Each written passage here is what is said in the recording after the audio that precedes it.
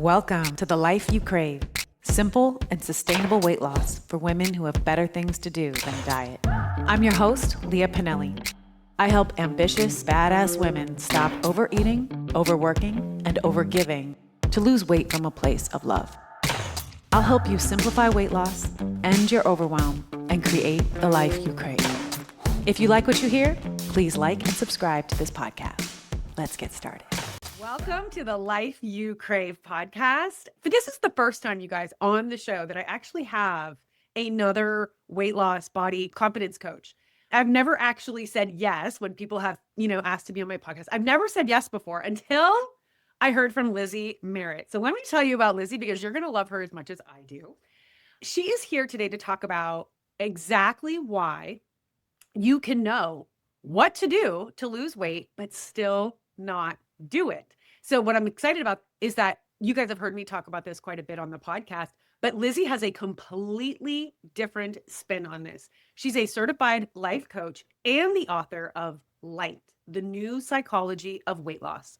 She helps women understand why willpower keeps failing, why diets make things harder, and why the problem was never a lack of discipline. As a former middle school science teacher, her work blends real-world brain science, humor, and a refreshingly honest approach to weight loss that actually fits real life.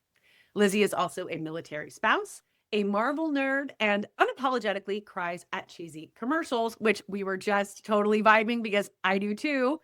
And so if you've ever thought, I know what to do, so why can't I just do it? This conversation is so for you. Welcome to the show, Lizzie. Thank you so much. I am so honored to be here. I am delighted to be the first body image weight loss coach. So, and I think, we have, at least I have decided that we are long lost friends. We're just meeting for the first time now. Absolutely. Sisters from another mister, I think is what's happening. There we go.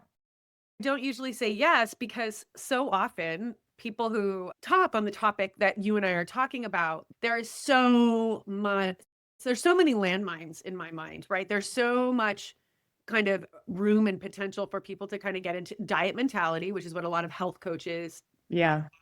Or, a lot of like kind of drill and kill discipline, working out, get your eating plan, right? And that's like completely not what I'm about. So when I found you in my email inbox, I was like, oh, this woman is rad. I would love to start with you sharing with us, if my listeners listen to the end of this episode right now, what would you say that they're going to walk away with? What new ideas or thoughts or even a transformation will they walk away with today? I think your listeners will walk away with, number one, feeling like it's not their fault, that all the struggles that you've had with weight loss, diets have made you feel like you're the problem, when in fact, it's your nervous system has simply been protecting you. And I would love for us to get into that, but it's all about your nervous system has been doing its best to keep you safe and alive. And all of the ways that diets have trained us is exactly the opposite of how our nervous systems work.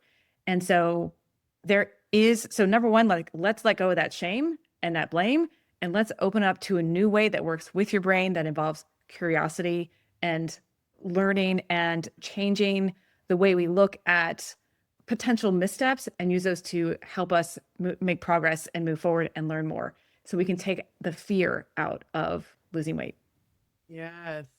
I think a lot of times people hear that, they hear coaches like you talking about that there's a different way to do it that actually is maybe the opposite of or antithetical to this idea of no pain, no gain, right? So diet mentality very much tells us that we have to be disciplined, we have to be regimented, we have to be we have to have so much self-control in order to be successful. And you're kind of saying, I don't want to say you're saying the opposite, but you're saying, actually, no, there's a different way to do it that doesn't involve fear and, self-flagellation maybe, or just that kind of constant self-deprivation and restriction. Is that what you're saying? Yeah, exactly. Because as a former middle school science teacher, I'm like, I'm willing to buy into what you're selling me, but explain to me why. What is happening underneath the surface? And so when I went through my own process of trying to lose weight 1,000 times and having some success and lots of failure. And just, I mean, I remember the moment of sitting at my kitchen table with my 11th diet book in a row and just like slamming my hands on the table and being like, this is ridiculous. If diet and exercise are not helping me feel good in my body, it has got to be something, between my ears. Yeah. And so I began to research, and I realized that with diets, they explain the simple steps. Just follow these simple steps. And we're smart women. We're like, I can follow simple steps. Sure. And then when it's, 8:47 at night and you're like, God, the ice cream sounds really good. Then you feel like, I know this is not on the plan, but I'm doing it anyway. What is my problem? I must be the problem, when in fact, it's just your nervous system is trying to protect you. And that the idea of discipline shuts things down and makes things tense. And when your nervous system is tense, it's like, we need to protect. And when your nervous system is trying to protect you, it's going to go for what feels familiar and what feels safe. And food has been that familiar, safe, soothing mechanism to solve feelings. Yes, absolutely. So say a little bit more for folks who maybe don't quite know what you mean by your nervous system, because I think most listeners know what it means probably on a anatomical level, but like, what do you mean by it when you talk about your nervous system and the role that it actually plays in basically in simple terms, I would say like your conscious thinking versus your subconscious thinking. So conscious thinking is where all that diet information lives. What I should, eat this, not that. Follow these steps. Keto, vegan, blah, blah, blah, blah. Yeah. That's your conscious thinking. But your subconscious thinking, your habit thinking, all of basically the brain is a energy expensive organ in the body. And because it uses up so much energy, the brain's like, all right, where can we delegate? Where can we use up less energy? And so anything that it can delegate to the lower brain and put on autopilot, it's like, let's do that. And so that's where habits live. That's where the nervous system, where I'm talking about of like safety and survival, is all of that kind of underneath the surface, where it's using less energy because it's on autopilot. And so it's beneath your level of conscious awareness. Yeah, beautifully explained. What's fascinating, at least in my experience, is a lot of times, you start a diet and you've got you're like super motivated. You're like, this is it. This is going to work. And you go into, this is the one. And I'm going to be in those skinny jeans in like 3 weeks. And I'm going to clean out my pantry. And it's going to be so worth it. And I'm so motivated. And we all have done this, right? And I've joined the gym. And I went to the grocery store and I spent like $900 on all these foods that I need. But I'm ready and I'm set, right? And there's an excitement there a lot of times in the beginning. And that excitement, it reminds me a lot of in my experience when I was in education and I had just accepted the position as an assistant principal of a school for the first time. And I was very excited about my job. And every day I'd wake up and it was that kind of same feeling of like, yes, this is it. I'm doing something really great that I'm super excited about. And I wanted a position like this. And, it's that same feeling of like, I'm doing it. I've arrived. I'm there. And you've got all this energy for it. And I remember I was just a couple weeks into the job and I started having this weird feeling in like my kind of throat clavicle. And I went to the doctor and I was having heart palpitations. And I said to the doctor, I was like, they were like, well, are you under a lot of stress? And I was like, well, I said, I guess, but it's good stress. I was like, I'm excited about this new position. And my doctor explained to me, and later an acupuncturist explained to me as well, that even stress that you're excited about when it comes to your nervous system, it still taxes our nervous system, right? So whether we are, it kind of in a fear-based place or even in a very excited place, it's like it's using, like you said, our brains are an energy expensive organ. Our nervous system only has so much energy, right? And so it uses a lot of that. And then it's easy to become dysregulated or depleted. Right. So tell me a little bit more about your experience. Now, you said you were at the table, you had read the 11th book in a row, and you were over it. What were you really struggling with at the time? So I had, like all of us, I had put on some weight in college and just, a couple pounds here or there, had some kids, and was kind of in the constant struggle of like, I need to lose 15 pounds, I need to lose 20 pounds, et cetera, and have some success, what have you. But then a friend asked me to help her teach these fitness classes with moms with little kids in strollers. And I was like, sure, I can help you. And so now I'm at the front of the class teaching women how to feel good in their bodies, how to lose weight. And I was like, who am I to be teaching them? I don't feel good. And so I had this massive imposter syndrome. And so cue the like super diet mentality, all again, like 11 diet books. And the harder I tried, the more elusive it felt to feel good and to, yes, I would have some success, but it never was enough. Like I was never at that after picture. I was like, when do I arrive? And so that come to Jesus moment of like, this is ridiculous. It's got to be between my ears. I spent certainly the next year specifically working on my body image and just like, okay, me and my body, we're going to be together for a long time. We got to figure something out here. Like, let's make this a partnership rather than a battle. And so I spent a lot of time really trying to appreciate my body for things beyond how she looks, and there's lots of things that you can do for that. But then I began to get more into the brain science of like, why do we know what to do and still not do it? Like that is such a mystery. And again, smart women can know all the things. I talk to them every day and they're like, maybe I just don't want it bad enough. Yeah. And when someone tells me that, I'm like, oh, I don't think it's a desire issue. I think, again, it's a nervous system safety issue.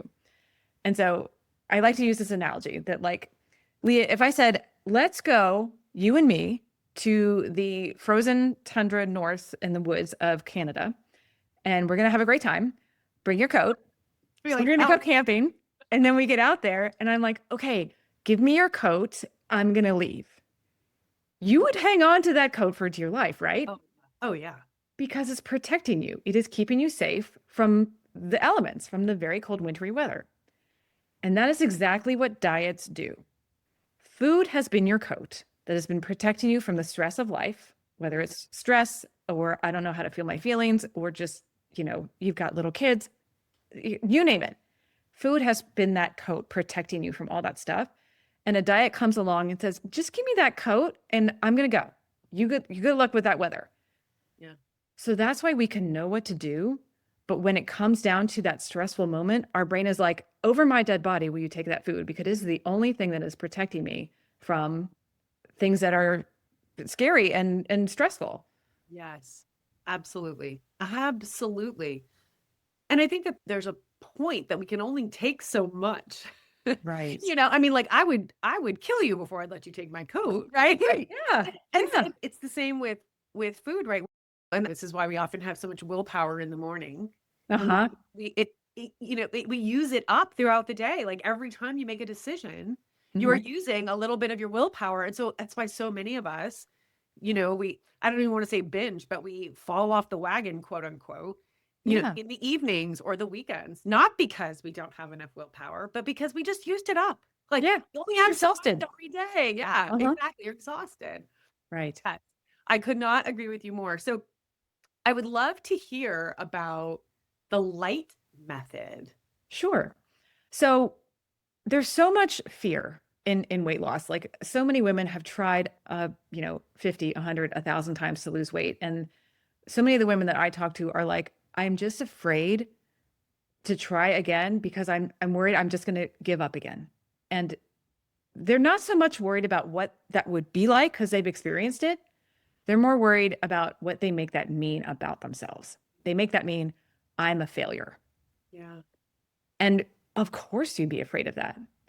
And so we need a system that like lightens this up. Like this is so serious, Yeah. And because weight loss is so high stakes, it's not like a different goal. It's not like going for a degree or building a business, which is still scary.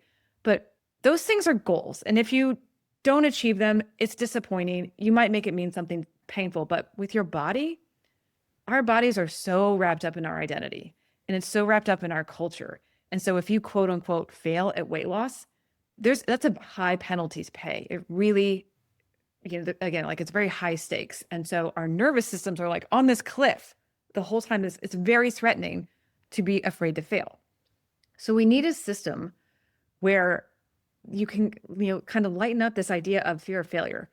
And so as a middle school science teacher, I was like, when my students were in class and we were learning and doing experiments, we would do, all kinds of things. And it was impossible to fail because even if they had a hypothesis that they proved incorrect, they still learned something. They still gathered data and they still were able to iterate and move, improve their hypothesis and learn. And so I was like, what if we could do that with weight loss? What if we could treat weight loss like an experiment? So you're opening up curiosity and you're letting go of some of this fear of failure because you're just gathering data. And then you know that the data that you're going to gather is going to give you information, and then you're going to iterate and change and adjust and do it again. And you just keep learning. And so you don't have to worry about being afraid to fail because you just need to trust that you can learn. And we were all born with that. That's right. Yeah. That is right. I love that. And it's so funny that you use that analogy. I mean, obviously, as a science teacher, you would use that analogy. I guess what's funny is that I use a similar analogy, and I was a Spanish teacher and a history major. So I have nothing to do with science, but similarly, I always tell my clients we're going to put on your lab coat and we are literally going to use the scientific method, like have a hypothesis, and then I'm going to test it. I'm going to collect data and really keeping that neutral. And I'm sure you've experienced this as well, but what that does, the neutrality, it kind of going back to what we were talking about a few minutes ago, that emotional roller coaster is so energetically depleting. So when you keep it neutral, when you're like, oh, okay, last week I ate, X, Y, or Z, and now this week the scale is telling me this. I always say it's just math, right? It's literally just math. When I eat like this is the results on the scale, and it's just neutral. Yeah. And when I eat like this is the result on the scale, right? And so it's like, it's just math. It's our thinking about it that causes that nervous system to either ramp up and freak out. Can you talk a little bit about that actually? Like, what is the impact of the fear and when our nervous system is, really triggered by the idea of starting a diet or making these kind of life changes, taking the coat off in the tundra? Like, what actually happens on the level of like your nervous system? I don't mean that you have to get into the science of it. I just mean like, how do we respond when we have this heightened stress around dieting? Yeah. So I'll give you an analogy and I'll also give you some science. So imagine a kindergartner in a room full of 6-year-olds, and the teacher, you've got two different teachers. One is the kind, sweet, nurturing teacher who's like, let's try a different color in your coloring, what have you. Right. And then there's the teacher that hopefully doesn't exist, but like, really mean and disciplined. And how could you color outside the lines? Yeah. How is a 6-year-old going to respond to strict rules, to being shamed when they make a mistake? They're going to shut down, which is exactly what we do with a diet. Yes. The more science part to it is, if you think about like when a fight or flight response is triggered in your body is so brilliant that it automatically, without you thinking, diverts resources to your heart, lungs, and muscles so that you can be prepared to run away. So you've got lots of oxygenated blood in your heart and your lungs and your muscles, which means it's not in your brain. It's also not in your gut. It's not in your digestion, because long-term thinking and digestion are not emergency functions. They are long-term functions. And so when you are in a stress response because you just had a stressful meeting with your boss, you literally don't have access to all of those diet rules that you quote unquote know. Right. I was talking to a client earlier today. I was like, imagine you had a hose and you're trying to water your plants, and like you're squeezing the little thing that makes it go. You're like, why isn't any water coming out? Meanwhile, 15 feet behind you, I'm holding the hose with a crimp in it. Right. So no water is getting there. It's like, that's what your fight or flight stress response is doing to your ability to think. Yes. So that's what's happening in the nervous system. Okay, so what I'm learning about you, Lizzie, is you're going to take me to the tundra, take my coat, and then you're going to hold a hose when I'm trying to get water out of it. But it's good news, I swear. That's right. But no, I get what you're saying, right? It's really that diet mentality that does that. So then I know you also say that we change at the speed of safety. Exactly. Can you talk a little about that? Yeah. So when you can, first of all, recognize that all of your, again, quote unquote, failed attempts, and I say that intentionally because I don't think that they were failed attempts. I think that they were foundational learning. But anyway, all of your failed attempts were not your fault because you were in a fight or flight stress response. So how do you create safety? We are able to change at the speed of safety because weight loss requires learning. Learning requires change, but change can't happen if your brain doesn't feel safe to do so. Just like back in that, kindergarten classroom. Yes. If the child doesn't feel safe, they're not going to learn. Yes, absolutely. And that part, in my experience, and I think probably in I'm sure in yours and in everyone's, especially with women, we have totally normalized and rationalized and conditioned each other to speak to ourselves in a way that is so deeply shaming and threatening that we actually, and I'm not blaming us, but I'm just kind of taking responsibility for the way that we talk to ourselves often is actually creating that lack of safety. Like we are that mean teacher in the class. Yes. Like you should have colored in the lines. It's like you shouldn't have eaten that. You should have eaten that. Your pants aren't going to fit tomorrow, and now you have to start all over again. And God, you suck at this. And why do you always? I have clients who say far worse things to themselves than even that, right?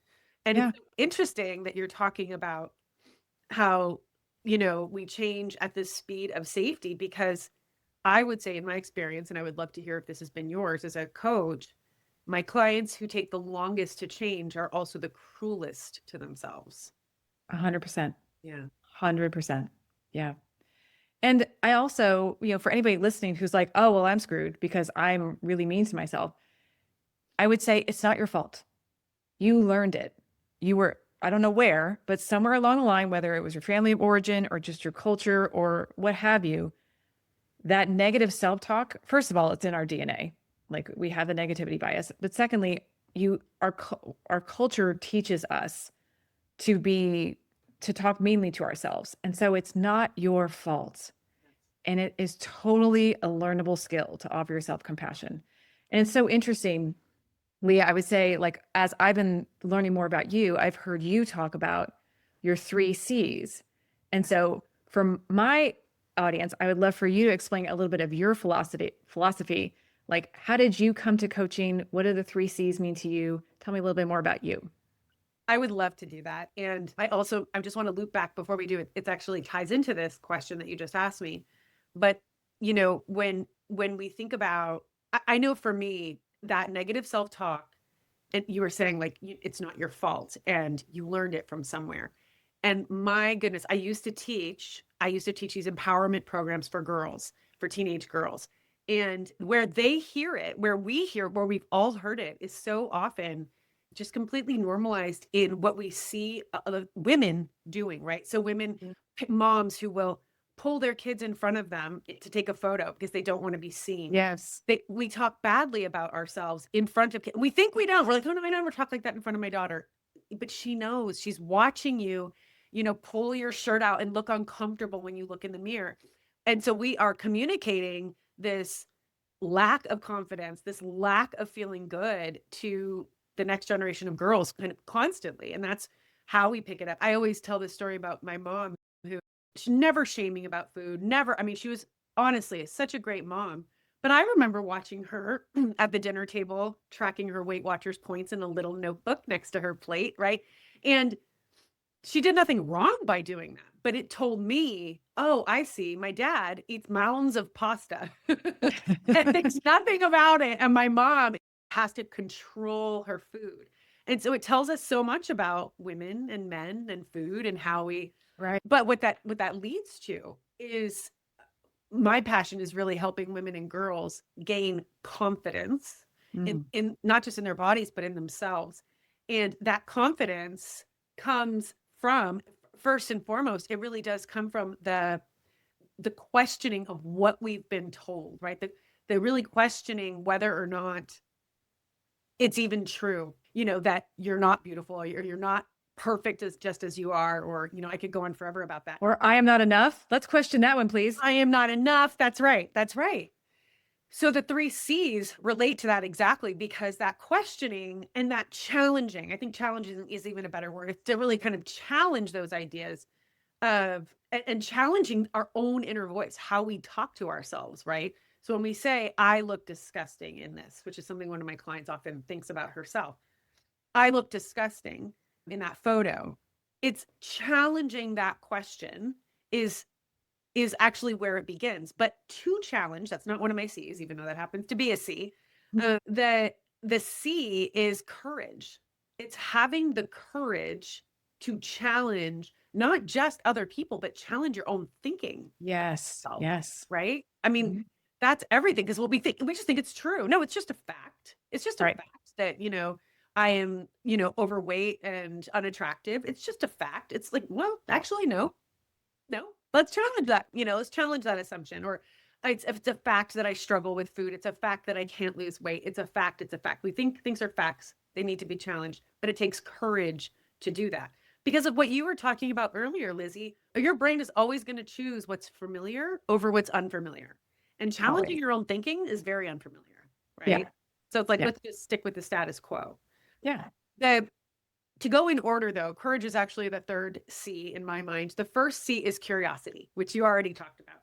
And that's exactly what I teach my clients is let's just get curious. Curiosity is the answer. It is the flip side to judgment and shame, Yep. right? So it's like, okay, I have been judging and shaming myself for decades. How am I going to repattern this? Mhm. And the way that we repattern it is exactly what you said, Lizzie. It is getting curious. Okay, well, what's going on here? Right. So I said I wasn't going to eat the chocolate today, but then I ate the chocolate. I want to get curious instead of being like, I am a total loser. Instead, it's like, let me get curious about why did I eat that chocolate? I told myself I wasn't going to. What was going on for me at the time? Let me get curious, right?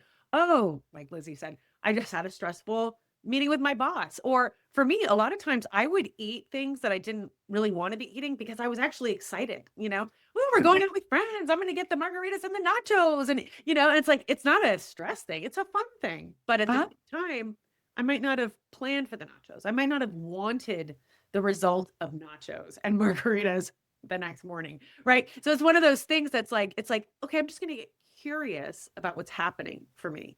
And then the second C is compassion, right? Which is exactly what you're talking about. It's like, okay, so now I see I ate the margaritas and the nachos because I was excited or stressed or whatever the thing was.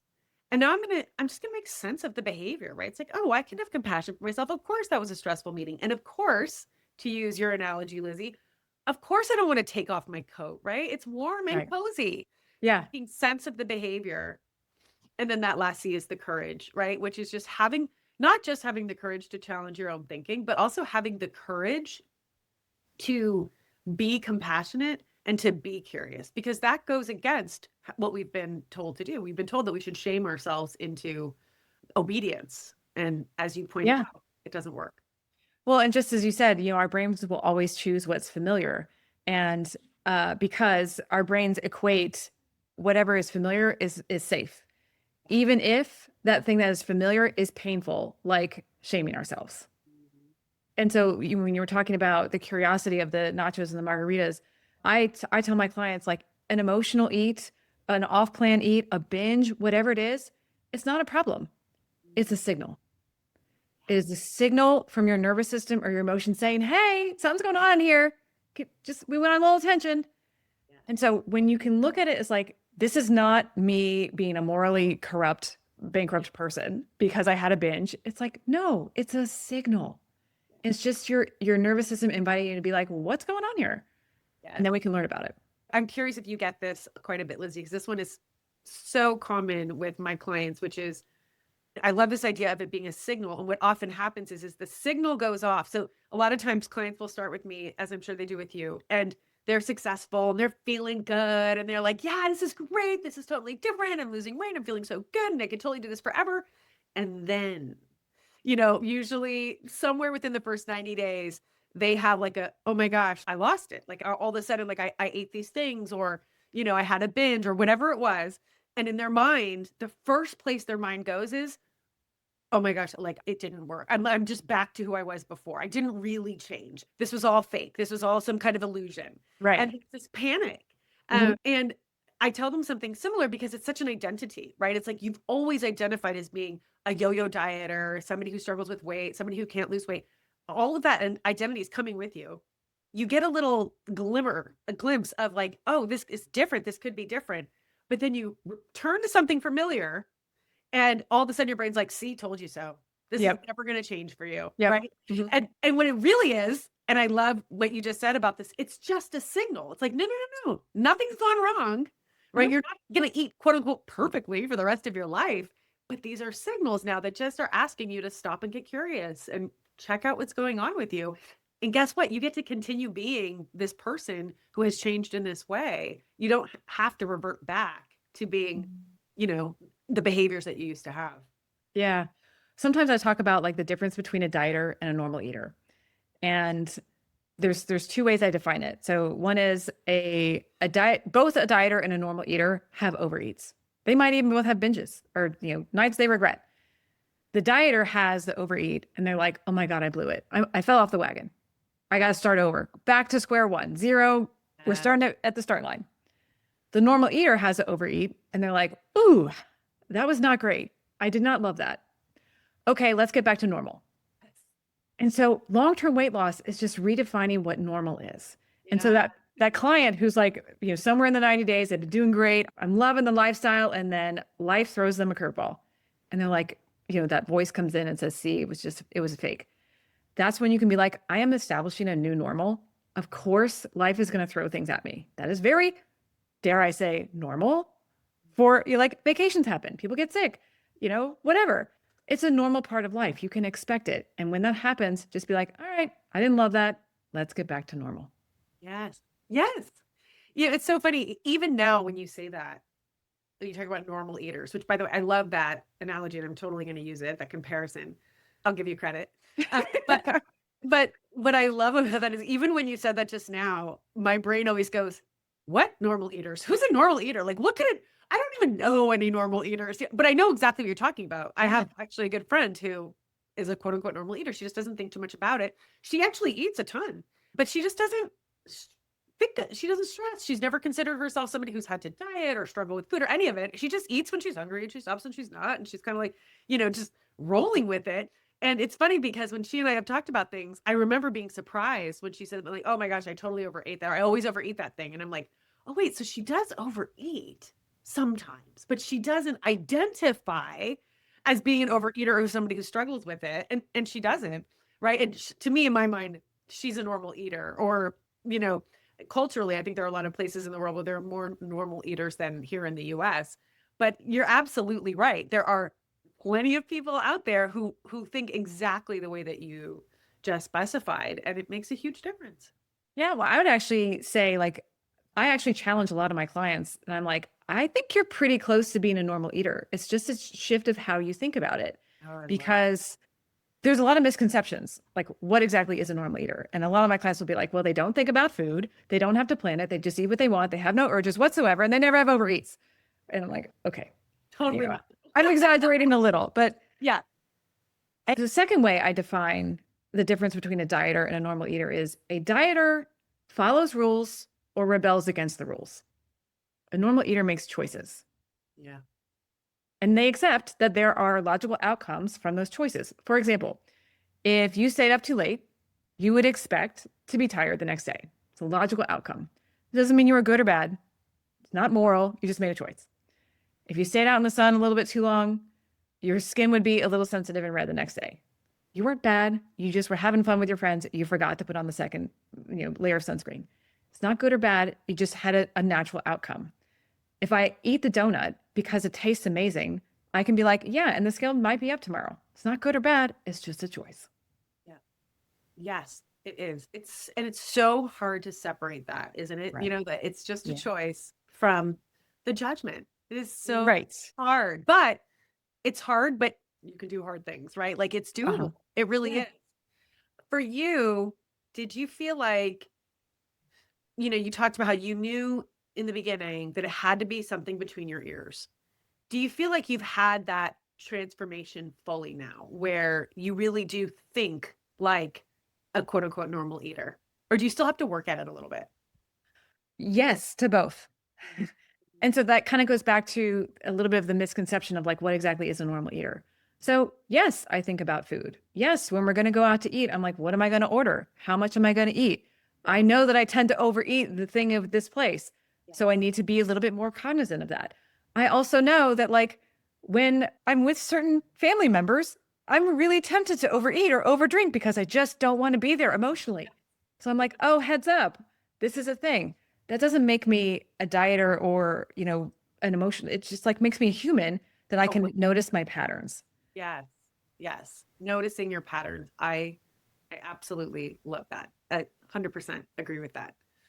All right, Lizzie. So I just want to make sure that we've covered everything that I wanted to ask you today. Is there anything else that you would like to be sure that the audience listening hears from you today?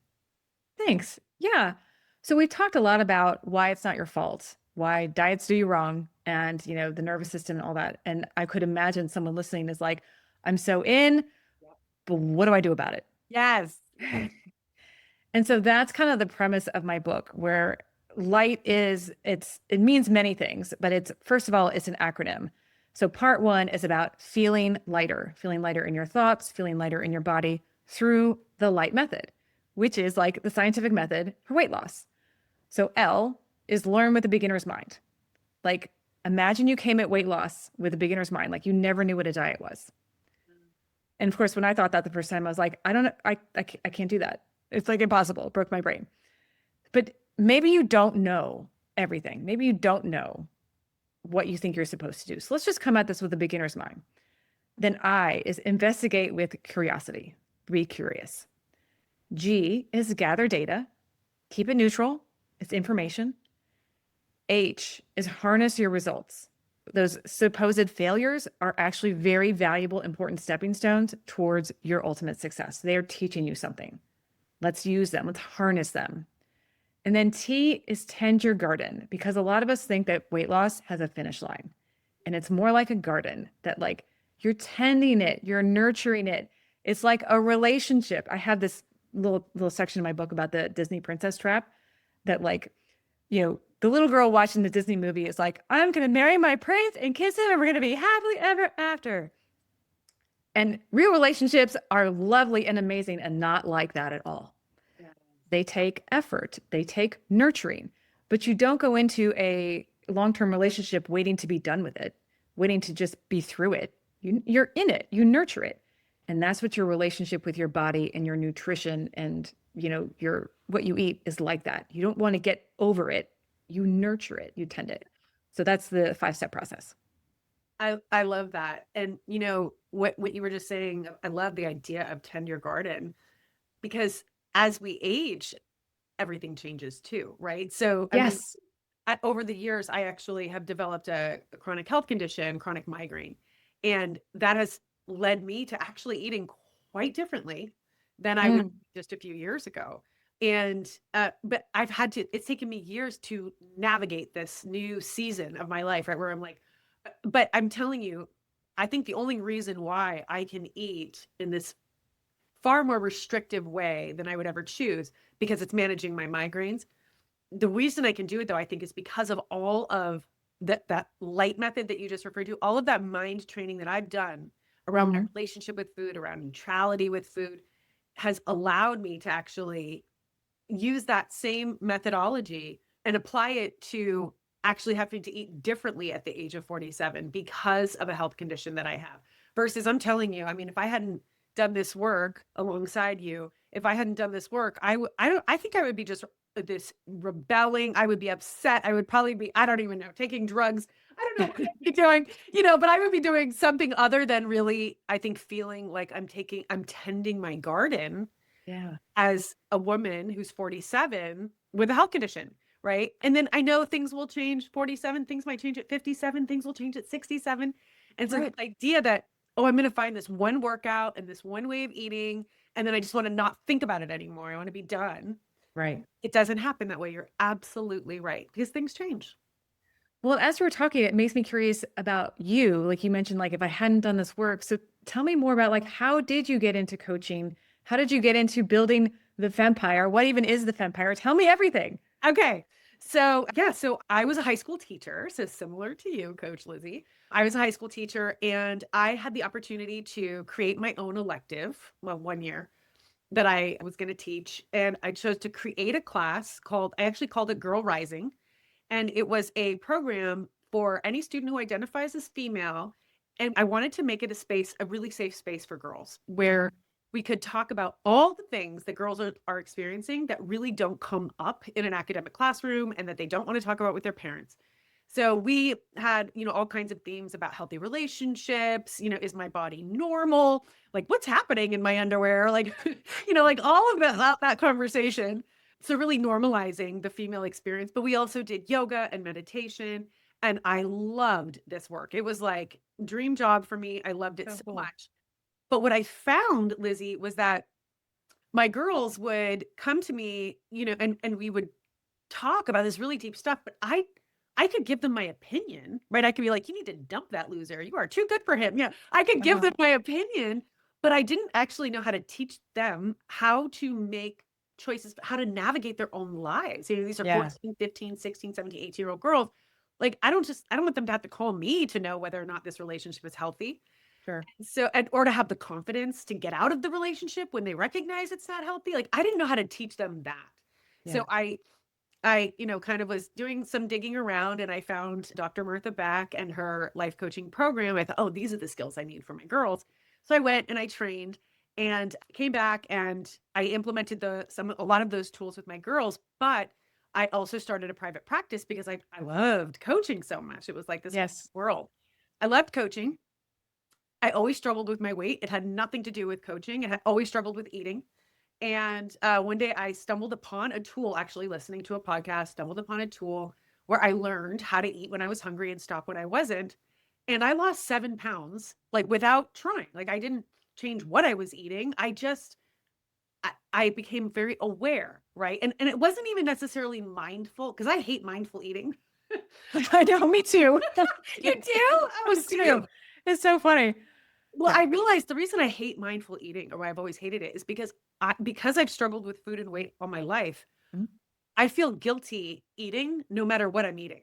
So if I have to do it mindfully, it's like, this is so tedious and painful, right? So, I mean, now, obviously, I do not feel guilty when I'm eating, but I'm very aware that was why I hated mindful eating. Because I'm like, I don't want to be mindful. I want to get it over with, Right. I want to enjoy this and get it over with and pretend like it never happened. Yeah, I just want to be doing something else. And like let's get on with this now. Yeah. Right, exactly. So when I lost that weight, the 7 pounds, which maybe doesn't sound like a lot, but to me, it was like earth shattering because I wasn't trying. I had been on diets my whole life. I had given up, and so I was like, I have to know more about this. And so, I started to do some other trainings. I had different mentors over time. And what I found was exactly what you were talking about earlier in our conversation. When I started to change the way that I was thinking, and more importantly, the way that I was being with food, it changed everything about the way that I ate. And it became choices. So for example, I grew up Italian American. We eat pasta like 5 nights a week. I don't eat pasta very often anymore, not because I'm on a diet, not because I'm afraid I'm going to gain weight, not because I'm low carb, not because of any of those reasons. It's because I know that when I eat pasta regularly, I crave more food. I'm hungrier. I kind of, the way that certain foods impact my hunger levels, my craving levels, it's not how I want to live my life. I don't want to eat pasta 3 nights in a row and then the next day I'm jonesing for pasta. I hate nothing more than that feeling of jonesing for something. I hate that feeling. So I choose to eat pasta on occasion, but I don't let it become a habit that's going to cause my body to actually have a physiological response of overhunger and over desire. And to me, that's totally empowering, right? Versus before, if you told me I couldn't eat pasta 15 years ago, I'd be like, oh my God, this is gonna be the worst diet in the world. But now, I don't tell myself I can't eat pasta because I can. I choose not to eat it super often because I choose to feel really good in my skin. I'm feeling really good in my skin. And I don't mean my weight. I mean my actual cravings and hunger. That's what I'm feeling. So I lost 30 pounds, actually. I was just totally blown away. And I was like, the thing that blew me away the most, though, was the amount of mental real estate that was freed up.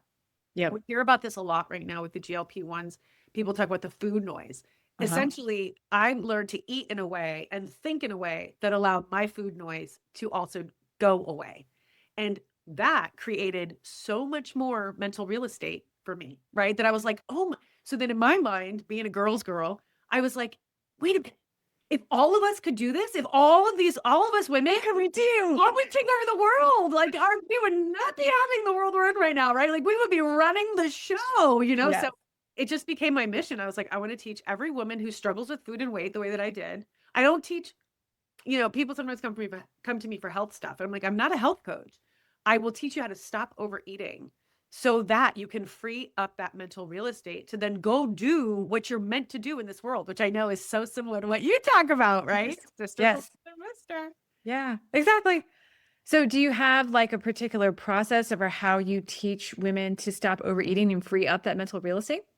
I do. And so you had asked about the Fempire, and the Fempire is my community of women who have gone through I have a 90-day, it's a 90-day process. It's a 90-day course essentially, but you do it with me and you basically learn exactly how to stop what I was talking about earlier, stop the over hunger and stop the over desire. Because the truth is you can work on your emotional, not eating for emotional reasons all day long. But if you're actually having over hunger and over desire, which are the biochemical responses that our bodies have, the real cravings, the dip in serotonin, the dip in dopamine, if that's happening, you're fighting against your biology. You're trying to take this mindful approach and you're completely neglecting this biochemical issue.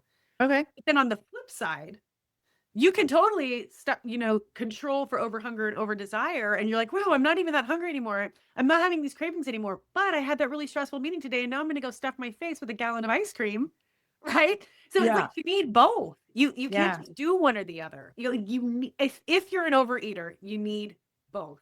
There are some people who maybe they really do just need, a little tweaking to their diet. I don't know those people. My people are the overeaters and we need both. So I teach women how to actually overcome both of those. And then from there, most women stay in our community, and that's the Fempire community. And that's because once you've got it figured out, as you and I were just talking about, real life still happens, deaths happen, stressful meetings happen, divorces happen.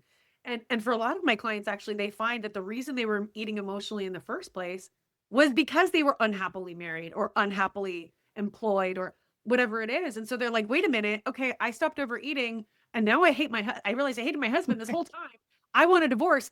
And they need some coaching through that. And so the Femtime is a place where we actually coach on all kinds of things, but the entry point was food for Okay. Yeah. It's so interesting. I had a client today ask me like, am I allowed to talk about my husband? I was like, honey, it all applies. Like your life plays into your weight loss. Like, let's go.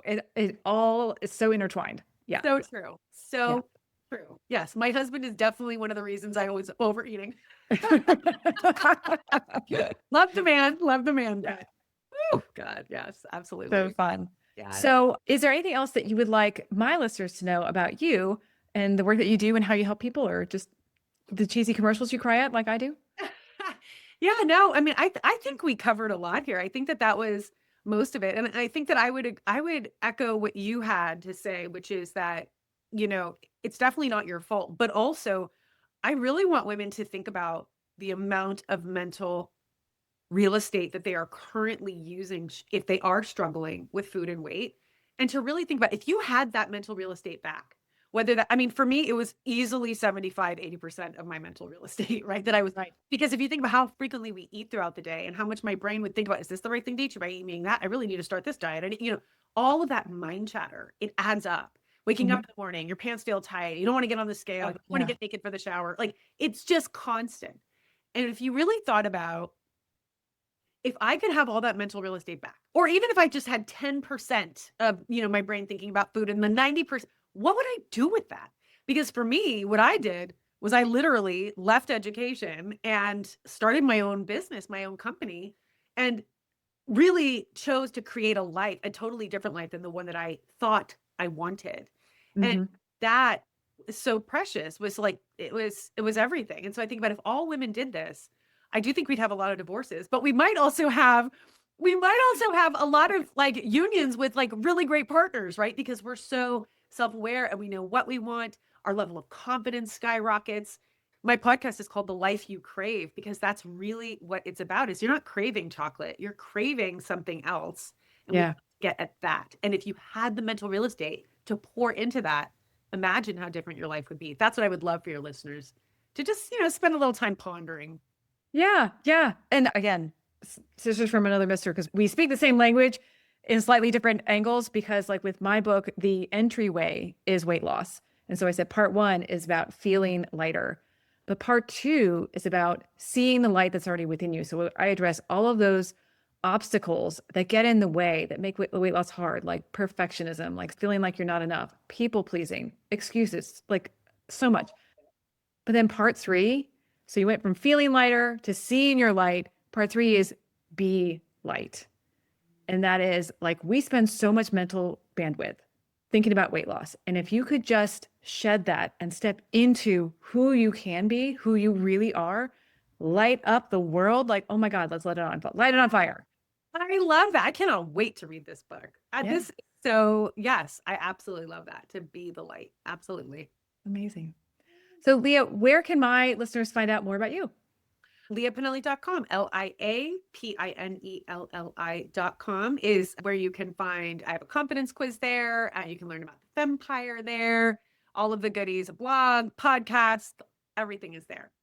Fantastic. Great. How about you, Coach Lizzie? Where can my listeners learn more about you? Oh, thank you. My website is confidentbody.coach. You can get my book on Amazon or Barnes & Noble, or you can get it at the lowest price on my website, which is confidentbody.coach/ebook. I also have a podcast called the Confident Body Podcast. I love this. Lizzie, thank you so much for coming on the show and just vibing with me. I think that I see a beautiful friendship has blossomed here today. I was just thinking that. Yes, I can't wait to continue to know you better. And thank you so much for sharing all of your wisdom with my audience today. Absolutely. Thank you so much for taking a chance on me and inviting me to get to know your listeners, and just thank you for the opportunity to get to know you. You've been listening to The Life You Crave. I lost 30 pounds years ago without dieting, willpower, or deprivation. I'm on a mission to help other women, including you, do the same. You can book a free weight loss strategy session with me over at liapinelli.com. That's LiaPinelli.com. See you on our next call or on the next episode. And remember to like, subscribe, and leave a comment on iTunes.